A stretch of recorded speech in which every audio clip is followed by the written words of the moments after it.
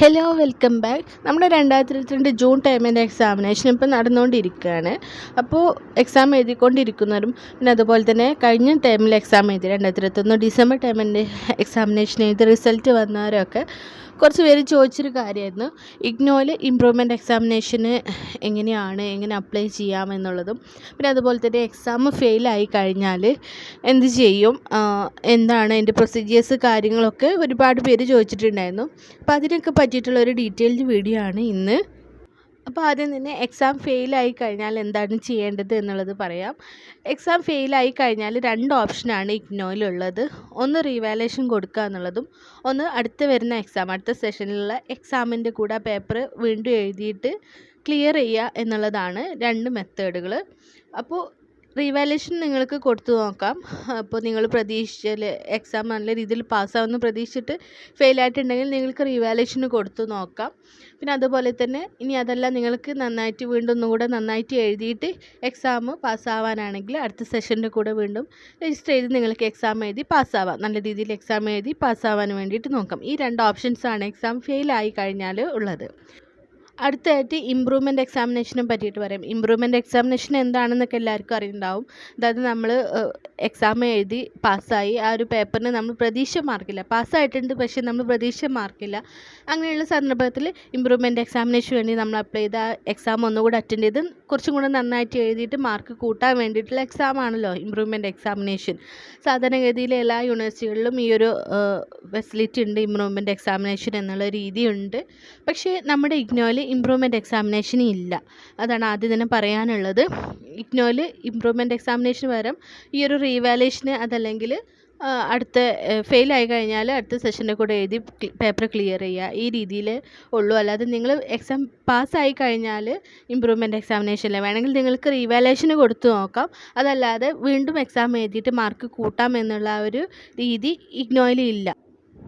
പിന്നെ കുറച്ച് പേര് ചോദിച്ചിട്ടുള്ളൊരു കാര്യമാണ്, ഇഗ്നോയുടെ പ്രോസ്പെക്ടസിലോ അതല്ലെങ്കിൽ ഗൂഗിൾ ചെയ്ത് നോക്കുമ്പോഴൊക്കെ കണ്ടിട്ടുള്ളൊരു കാര്യമാണ് improvement in division or class എന്നുള്ളത്. അപ്പോൾ അതെന്താണെന്ന് ചോദിച്ചിട്ടുണ്ടായിരുന്നു. ഇഗ്നോയുടെ ഇമ്പ്രൂവ്മെൻറ്റ് എക്സാമിനേഷൻ അല്ലേ, പിന്നെ എന്താണ് ഇഗ്നോയിൽ ഇമ്പ്രൂവ്മെൻറ്റ് ഇല്ല എന്നൊക്കെ പറയുന്നത് എന്നൊക്കെ ചോദിച്ചിട്ടുണ്ടായിരുന്നു.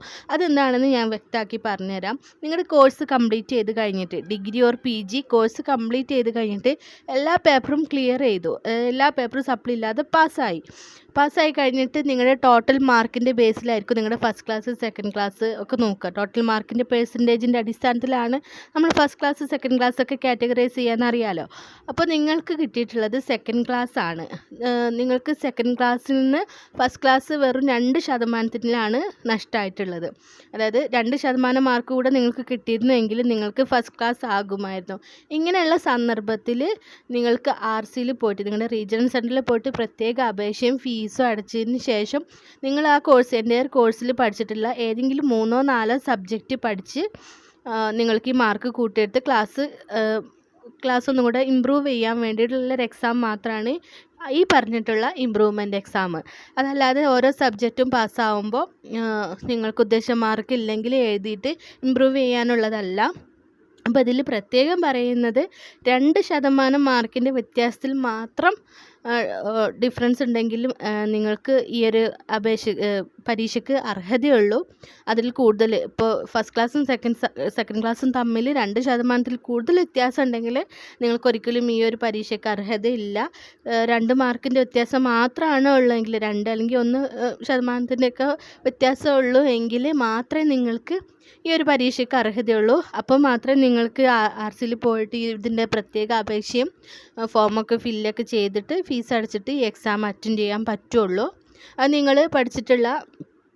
നിങ്ങൾ ഈ ഒരു കോഴ്സിൻ്റെ എൻ്റെ ഡിഗ്രി ആണെങ്കിലും PG ആണെങ്കിലും എൻ്റെ കോഴ്സിൽ പഠിച്ചിട്ടുള്ള ഏത് സബ്ജക്റ്റ് 3-4 സബ്ജക്ട്സ് നിങ്ങൾക്ക് നല്ല രീതിയിൽ എഴുതാൻ പറ്റുമെന്ന് തോന്നുന്ന 3-4 സബ്ജക്ട്സ് അറ്റൻഡ് ചെയ്തതിന് ശേഷം നിങ്ങൾക്ക് ഈ ഒരു ക്ലാസ് നല്ല രീതിയിൽ ഇമ്പ്രൂവ് ചെയ്യാൻ വേണ്ടിയിട്ട് പറ്റും. അങ്ങനെ മാത്രമുള്ള ഒരു ഇമ്പ്രൂവ്മെൻറ്റ് എക്സാമിനേഷനാണ് അത്, അല്ലാത്ത ഇമ്പ്രൂവ്മെൻറ്റ് എക്സാമിനേഷൻ അല്ല. ചുരുക്കി പറഞ്ഞാൽ ഇഗ്നോയിൽ ഇമ്പ്രൂവ്മെൻറ്റ് എക്സാമിനേഷൻ ഇല്ല എന്ന് തന്നെ പറയാം. സോ നിങ്ങൾ എക്സാം ഫെയിലായിട്ടുണ്ടെങ്കിൽ നേരത്തെ പറഞ്ഞ പോലെ റീവാലുവേഷന് കൊടുത്തു നോക്കുക. അതല്ലെങ്കിൽ അടുത്ത സെഷൻ്റെ കൂടെ ഒന്നുകൂടെ നന്നായിട്ട് എക്സാം എഴുതി പാസ്സാവുക. ഇനി പാസ്സായിട്ടും ഉദ്ദേശിച്ച മാർക്കില്ലെങ്കിലും റീവാലുവേഷൻ കൊടുത്തു നോക്കുക. അതല്ലാത്ത പക്ഷം നിങ്ങൾ മാക്സിമം എക്സാം എഴുതുമ്പോൾ തന്നെ മാക്സിമം നല്ല രീതിയിൽ എക്സാം അറ്റൻഡ് ചെയ്ത് മാക്സിമം സ്കോർ ചെയ്യാൻ വേണ്ടിയിട്ട് നോക്കുക.